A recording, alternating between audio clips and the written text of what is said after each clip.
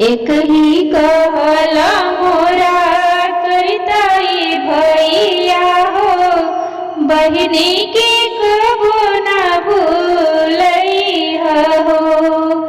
एक ही कहला मोरा करताई भैया हो, बहिनी के कबो ना भूलैहा हो। साल भर कतही तू रहिया हो भैया हो, राखी के दिन चली अइहा हो।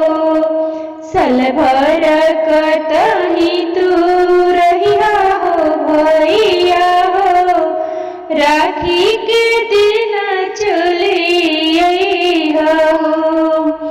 अन्न धन मांगब नाही कवनो गहनवा हो, मांगब बस भैया तोहार प्यार हो।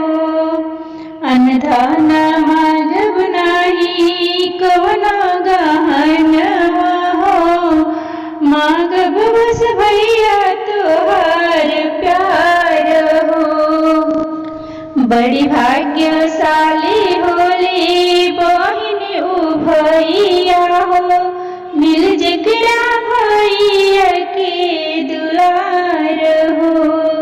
बड़ी भाग्यशाली होली बहिन उ भैया हो, मिल जेकरा भैया हो दुलार हो। इतनी बड़ आस मोर पूरैताई भैया हो, बहिनी के कबो ना बिसरैहा हो।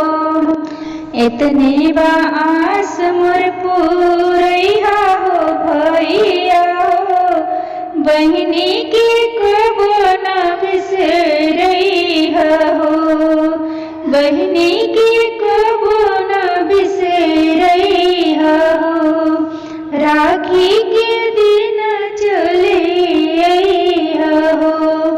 राखी के दिन चली अइहा हो। एक ही कहला मोरा करताई भैया